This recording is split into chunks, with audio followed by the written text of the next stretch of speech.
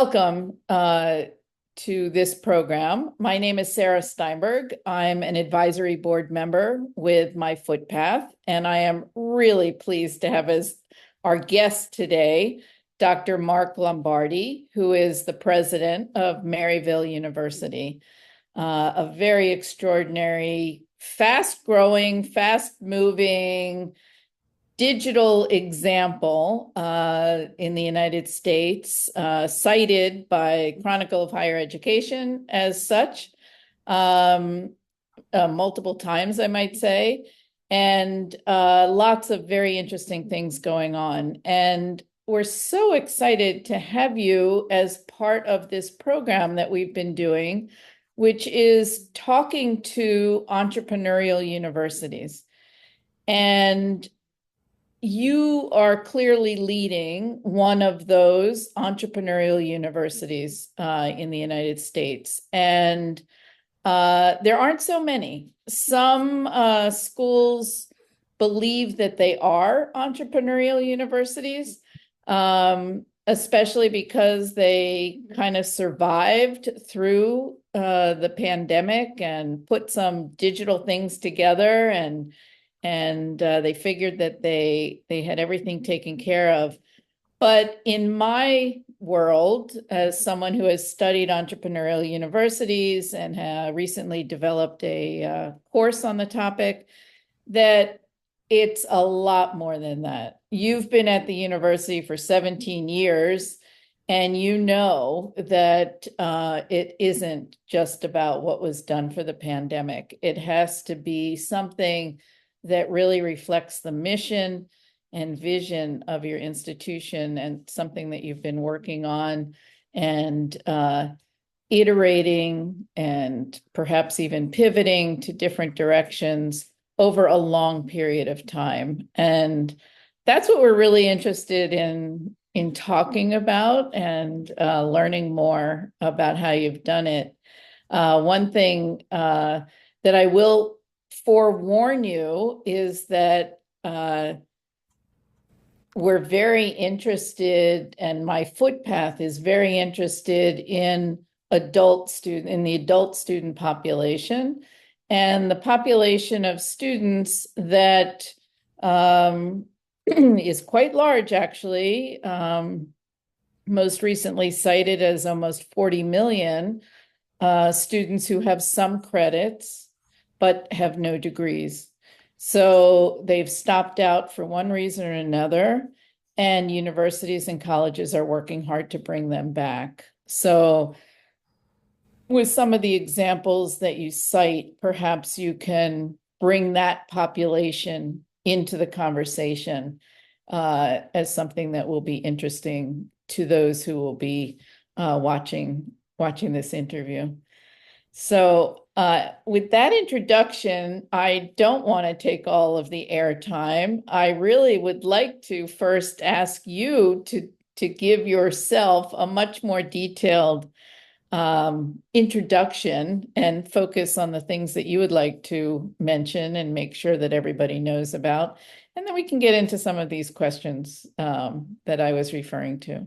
Sure. Well, thank you, Sarah. It's great to be here, and appreciate the work that you're doing and have done and others are doing to sort of shine a light on an industry, that is higher education, that actually has to have demands, is crying out for entrepreneurship in all kinds of forms. So it's a pleasure to be with you. I think, for me, and I'll talk about Maryville much more. Maryville's much more interesting than I am. Is that at Maryville University, an institution that historically was committed to adult education. Historically, we had the first set of adult programs, as well as a vibrant undergraduate set of programs. It starts with culture. Okay, entrepreneurship starts with culture. It doesn't necessarily start with one idea, one innovative thing. It doesn't start with technology. It starts with culture, and the culture And the cultural assumptions that have to underlie all of it are, first, that education is a lifelong experience. It's not a 4-year experience for 18 to 22-year-olds. It is a lifelong experience that, quite frankly, in the 21st century is absolutely essential. Everybody's going to have to change careers multiple times in their lifetime. Everyone's going to have to skill up, learn new things. So this constant, I have to constantly re-educate myself, retrain myself, is part of the economy and the world that we live in today. So that means that educational institutions have to reflect that. So they have to be not just aware of serving a 18 to 22-year-old population, but serving the entire population. Because, and you're probably aware of this, the average college student goes to 2.1 schools in their career, and the average age, or 57% of all the college students today enrolled, are over the age of 25. So it is a lifelong learning model. So you start with that assumption. The second assumption, or the second kind of thing that you operate from, is very simple, and everyone who's worked at a university knows that. Universities move too damn slowly.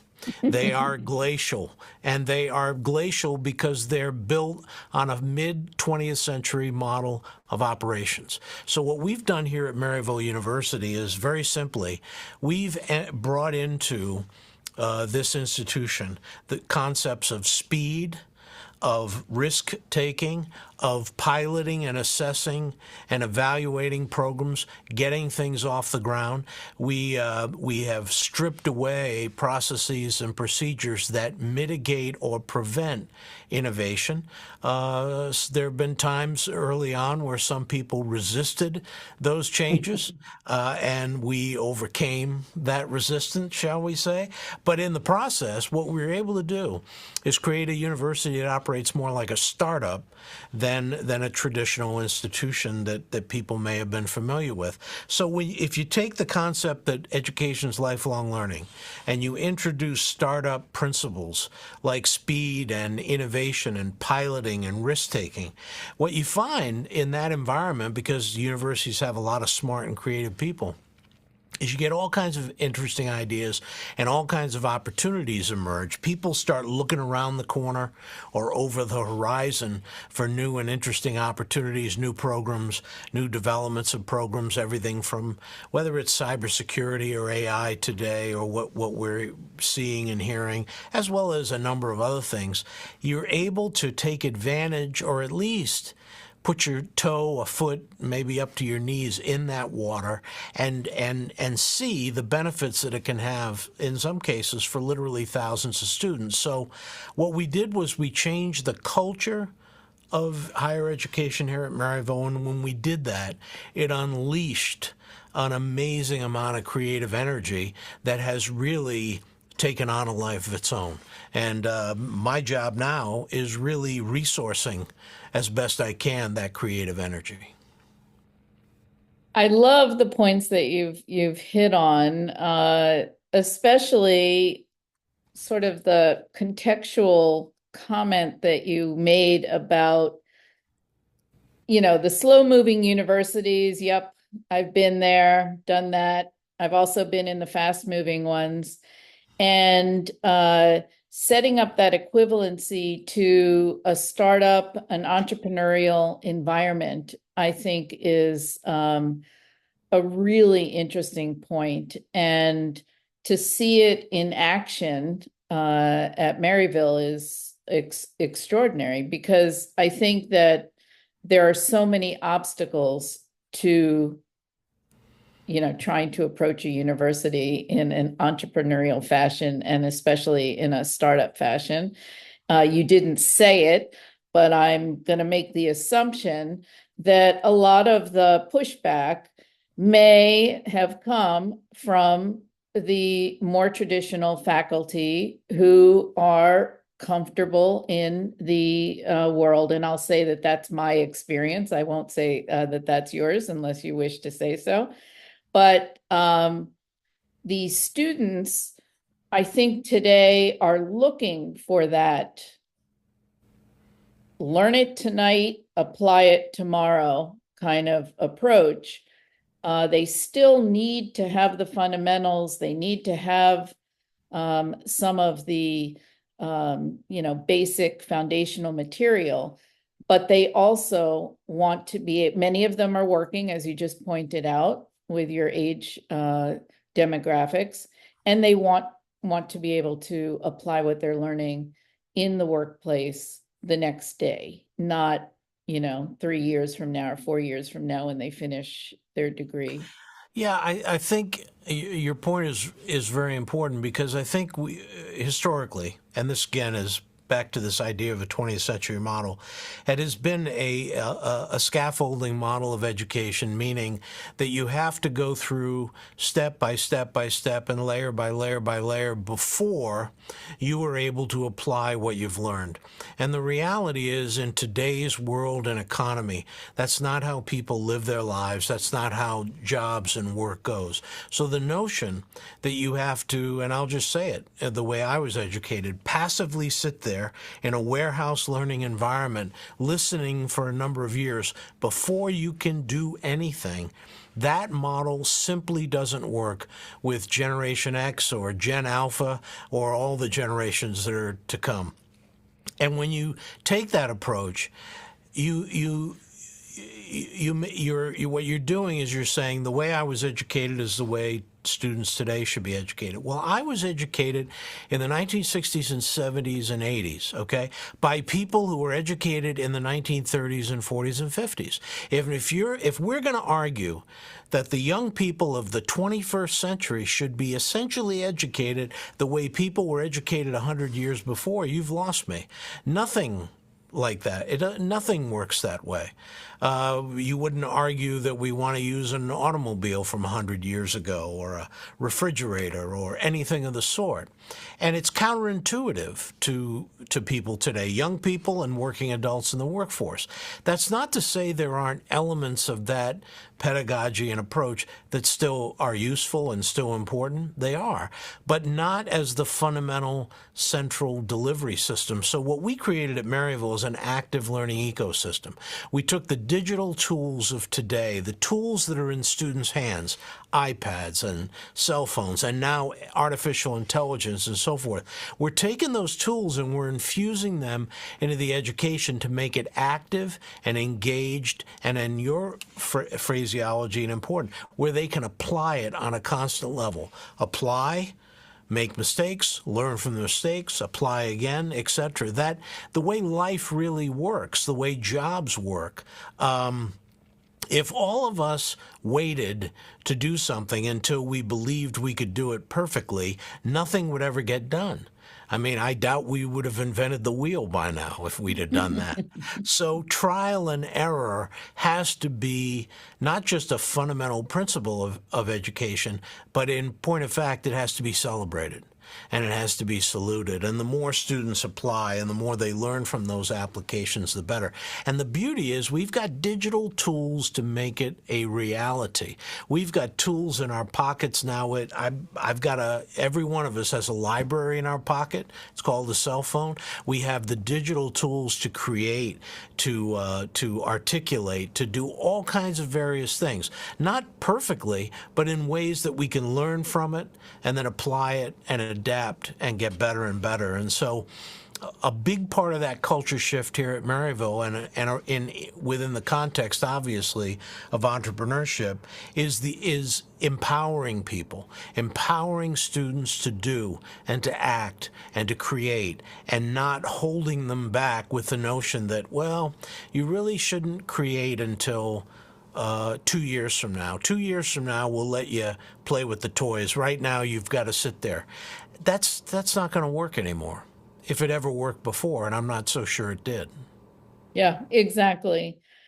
So one of the things I'm thinking about, and I'd love to know a little more, you have not only a reputation for this entrepreneurial approach and infusing technology and really the digital revolution into everything that you're doing, but you also have a very strong reputation for the growth that your institution has seen.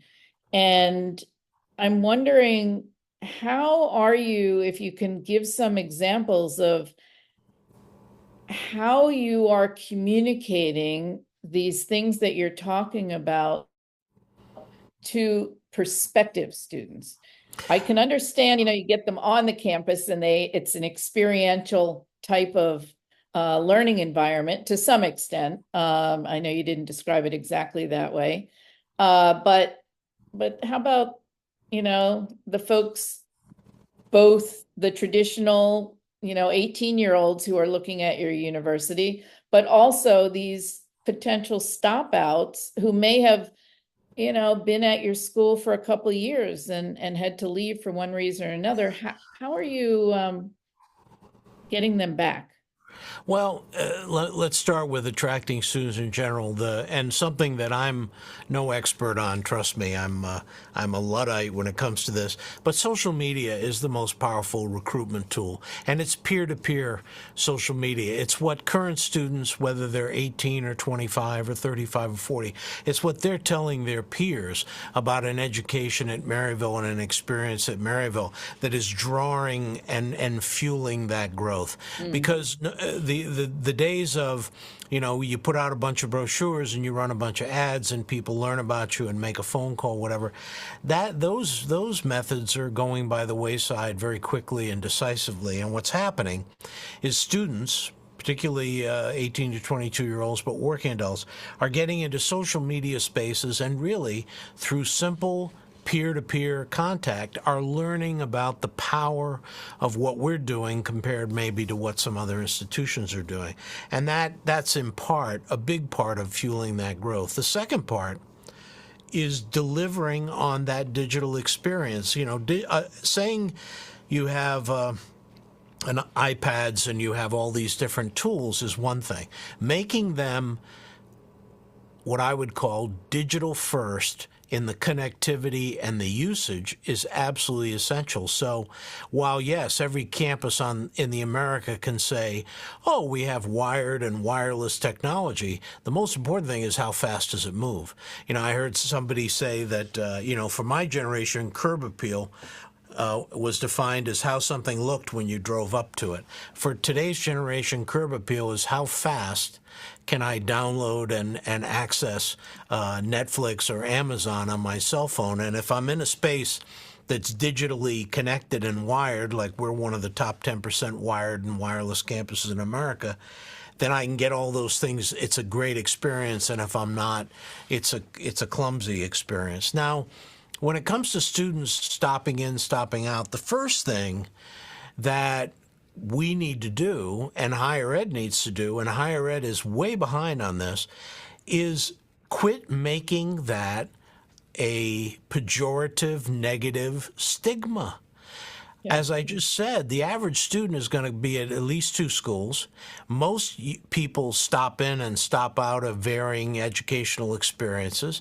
The notion that successful college is you start at 18 and you finish at 22, and if for some reason there's a shift there that you've failed, that notion has to be stripped away. And schools that are committed to adult and online learning understand this intuitively. They understand, as you mentioned, there are millions and millions of people out there who have, for a variety of reasons, experienced some element of college when they're younger, had to leave it behind and move on, and want to come back to it, or in some way, shape, or form. And that's where universities have to have the attitude of, your lifelong learning is what we're here for, not for your learning just while you're in a particular age range. And so our attitude, approach, and the policies and things we've implemented have done exactly that, created a welcoming environment. One of the things we've implemented is life coaching. So again, back to what may be seen as heresy for some of our more experienced faculty. Our advising isn't done by faculty. It's done by a team of full-time staff who are experts in learning diagnostics and learning design, working with learning designers. They've got all kinds of expertise in working with students of all ages, and as a result, are really there to facilitate that entry, that admission, that readmission process, and that learning process going forward. Because their attitude is not, oh, you failed before, let's see if you can be successful. It's rather, hey, you've just been on a life journey here. We're all on life journeys. How can we facilitate yours moving forward? Yeah, absolutely. I think the schools like yours that have recognized those services, programs, policies, procedures that are necessary to support all ages, is very important. And the adult students really they're different. I mean, they have life experiences. They also have things that get in the way. And so you have to recognize that, you may have your 18 to 22-year-olds on the campus. You can provide services to them, whether it's your faculty providing those kinds of support services or these professionals. It's still, they're there, they're kind of in your face, and they're not, taking care of, they're not stuck in a sandwich situation, where they've got grandparents that they're taking care of and young children that they're taking care of. They're not in the military, with all of the things that happen there. So the recognition that you obviously have for those differences, I think is, Well, and let me add to this, Sarah. When we introduced the life coaching model over 10 years ago, there was a group of faculty who were adamantly opposed to it. Now, faculty love it. Absolutely think life coaching is a great model. It's, the resistance, the only other institutions that are more resistant to change are organized religion, and I was raised Catholic, so I can say that. The reality is that we have tens of millions of people who've been either closed out of higher ed or have had life challenges that have prevented them from pursuing their education dreams. The real question is not what is the problem with them. The real question, or the real reality, is what's the problem with us that we don't create the avenues to facilitate learning at any age, in any level, in any way. That's why breaking down what I would call the tools of elitism, the standardized testing, the letters of reference. I'll give you an example. And if I'm digressing, I apologize. But 17 years ago when I started at Maryville, I wouldn't have been allowed to be admitted to the MBA program because I didn't have a degree in business, and I refused to take the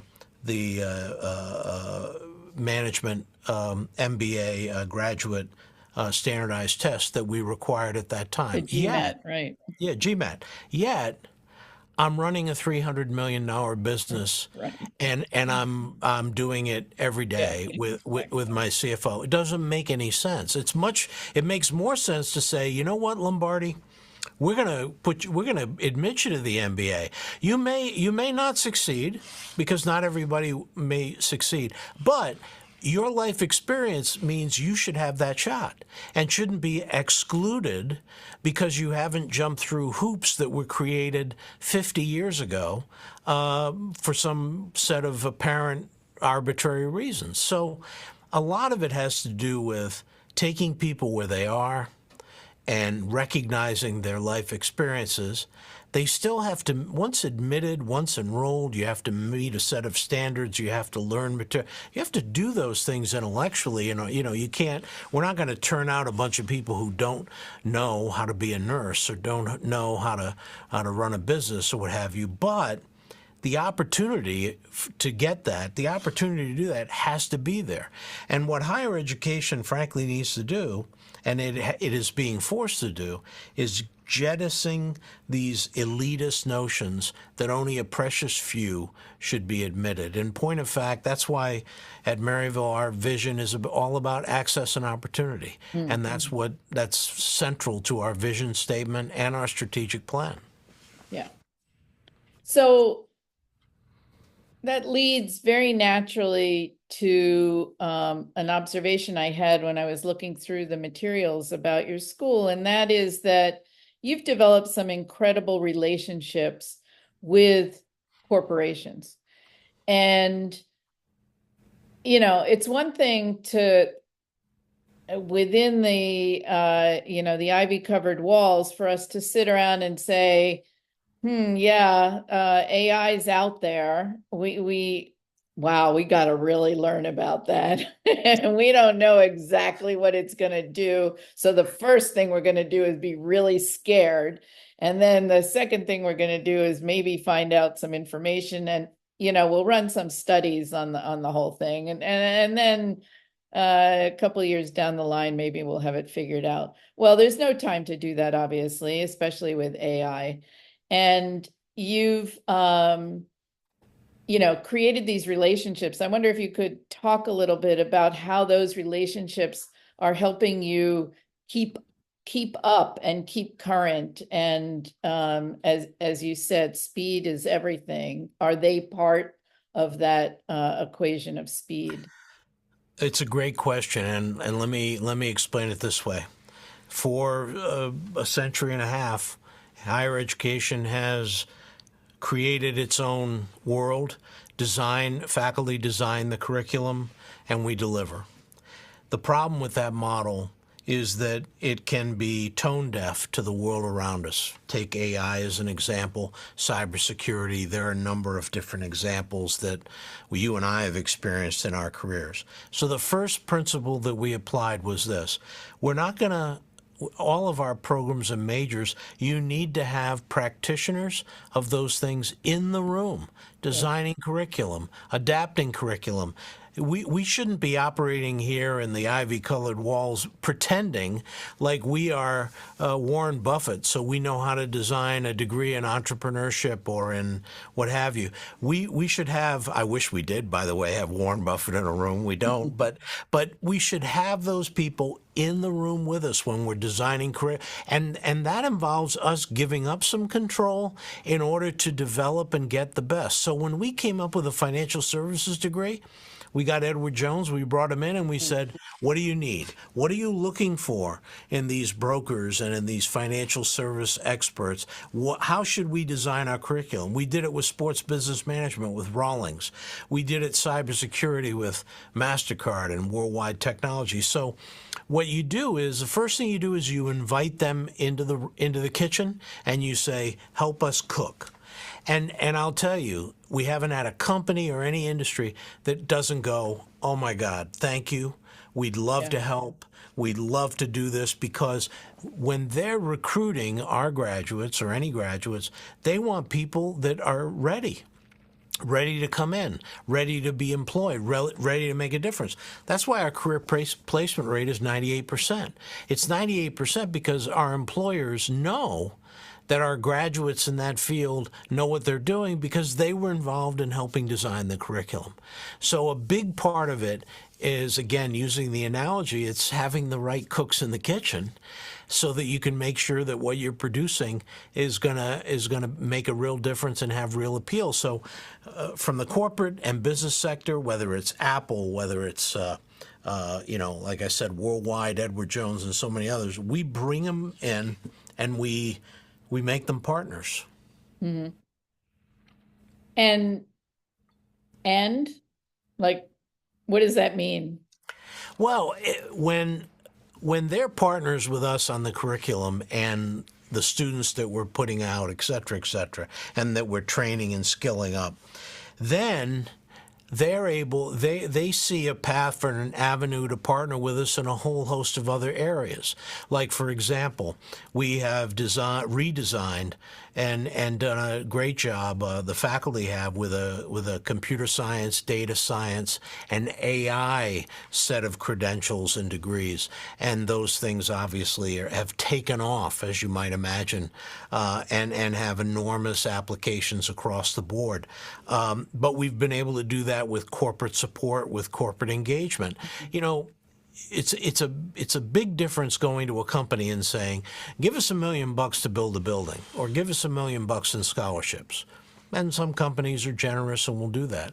But when you can show the company how investing in your institution is going to produce a steady and growing pipeline of employees, Right. then their attitude about support and engagement goes through the roof. So that's been a big part. I think that your point about AI, I don't want to miss out on. The debate or discussion about AI is a moot point. AI is here. It's been here for a while.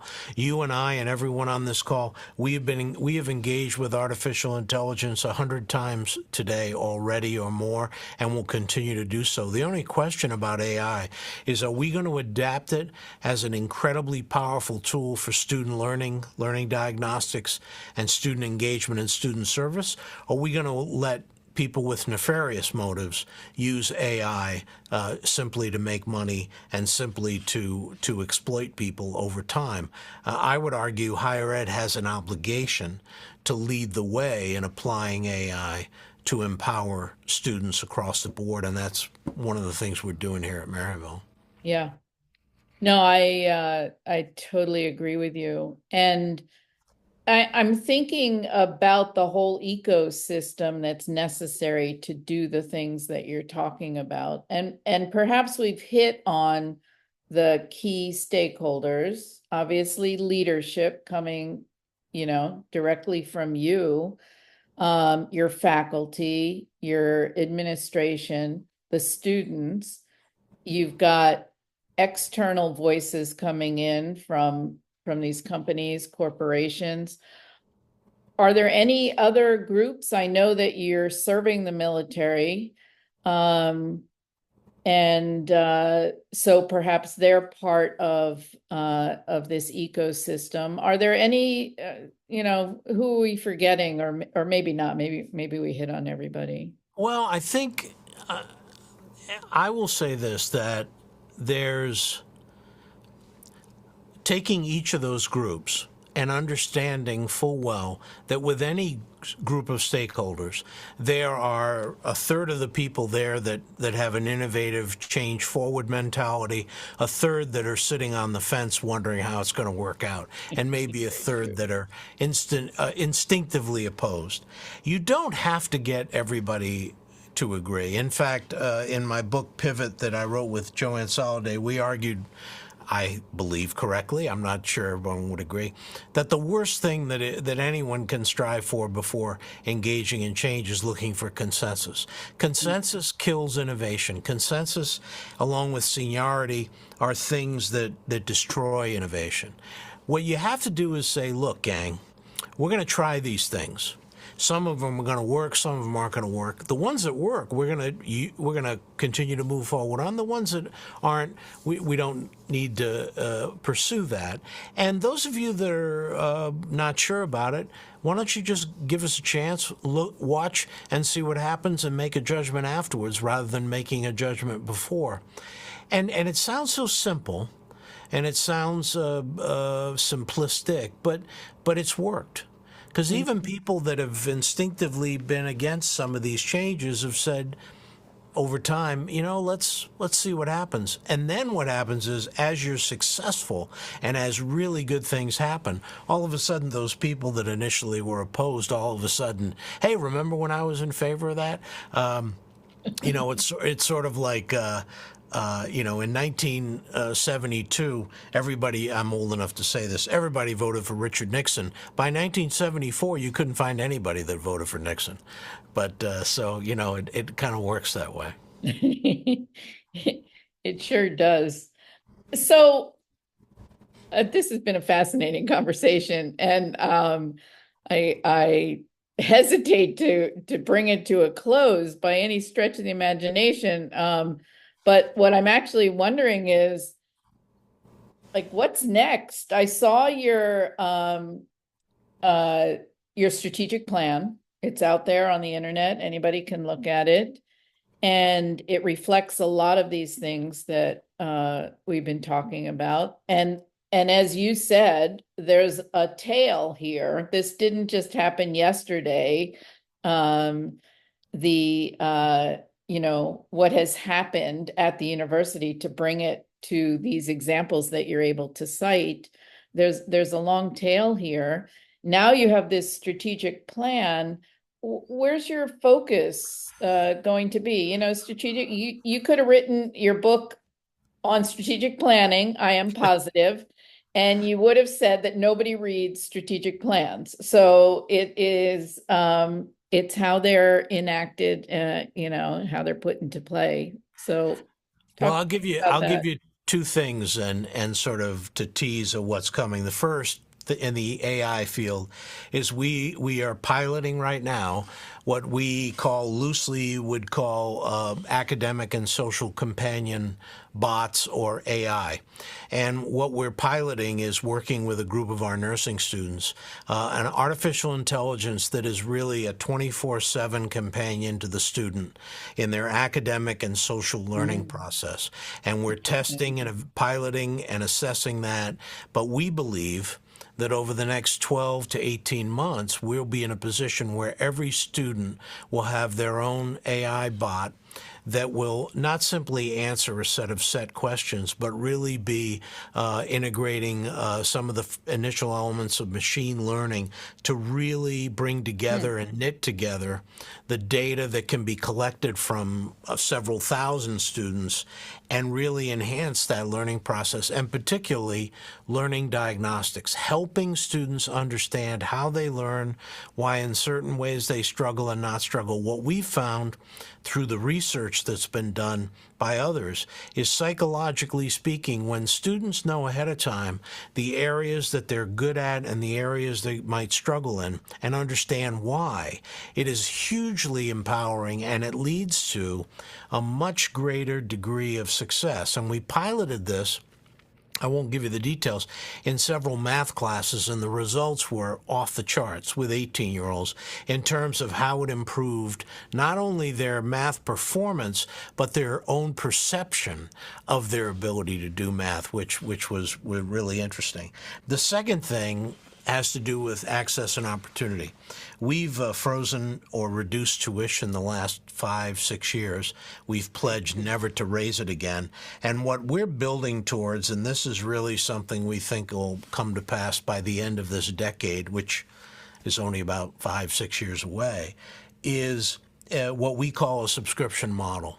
That higher education needs to move away from a tuition model to a subscription model. And this gets into the concept of lifelong learning. Now, I want to be the first to say we haven't worked out all the details of this or how I we're was going to gonna implement say, it. write me I want But to see a white paper on that. That's great. but picture this. Picture a university with 20, 30, 50, 100,000 students, where instead of spending 30, 40, 50,000 a year on tuition and whatever, you still have room and board, you still have athletic teams, you still have that all that social experience. But the education itself is more like a monthly cell phone bill of $200 or $300 a month, where you're paying every month, not only for 2 or 3 years. You do this like Amazon Prime. You're going to do this for the next 30 years. And you'll have constant access to that education platform. You can utilize it as much or as little as you want.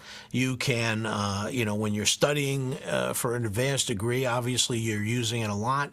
You might not be using it much over a 2 or 3 year period, but it's always there for you. Just like, by the way, my Amazon account. I can tell you right now that during the pandemic, I'm an older guy. I discovered Amazon, and I don't care what it costs per year or per month. I'm not going to give it up because it satisfies a whole set of social and other needs that I have, whether it's ordering the right things or finding the right things or household items, on and on and on. We think education can be, not in a crass way, we think education should be accessible in a way that people get to decide and afford to decide how they use it and the volume that they use it in. Again, I'd be naive if I said we're going to do it tomorrow. I think it's going to take 3 to 5 years for it to come to fruition, but I believe that that's where higher ed is headed, and frankly, it's where Maryville is moving towards as we speak. I mean, it's a fascinating concept and it fits so perfectly, as you said already, but my entire career has revolved around lifelong learning. That's what has been most important to me. And I'm a lifelong learner myself, and the programs that I've led have all been in the same vein. And what I have yet to see is what you're describing, matching the cost of lifelong learning to the outcomes that we're looking for. And wow, that's exciting. I really look forward to seeing what you do with that. I think it's quite needed. Kudos to you. Uh, anything that you would like to say or add to the conversation that I didn't hit on? Well, only that I applaud the work that you have done and are doing and will do going forward, because these conversations and more with many other people are absolutely, I think, essential to fight against that narrative that somehow higher education isn't needed anymore. The reality is higher education is needed now more than ever, but not in a 20th century form, but in a 21st century form. It's not get rid of higher ed or limit higher ed. It's really expand access and opportunity in higher ed and change the dynamic and model. And I want to thank you for inviting me here, but also for the work that you all do in promoting that value. Yeah, no, thank you. Mutual adoration for sure. And because I think what the other point that can be made from this discussion is that the things that you're talking about combined with the services that we talked about for these lifelong learners that the institution has to recognize and has to serve is what's going to lead to the success here, of students recognizing the value. I think they do. I think companies do. I'm not one. Yes, I hear the same things that everybody else does, that there's lots of push to pull people away from education, train them for what they need. But they may be, AI, just as an example, may be exactly what takes them out of the work stream Yeah. for no fault of their own. And what you're saying is we would never let that happen. We're going to make you aware of it. We may help you design, but soon AI tools are going to be designing their own AI tools. So where are the spaces for the individuals in the workplace? That's the need that you're going to fill. And for all the millions of people who are going to change careers and be displaced by AI and whatever, wouldn't you much rather have a service where you have in this case, a university in your pocket, so to speak, where for $150, $200, $250 a month, you have available to you the tools and the means by which to re-educate and reskill yourself, as opposed to having to think about investing $50 or $100 or $150,000 in that process. That's an unsustainable model long term. So that's the Yep. other reason why that access is important. Yep, totally. Well, thank you so much for your time. This has been a fascinating conversation, and I look forward to having more conversations with you. It's I'd quite like that. Thank interesting. you.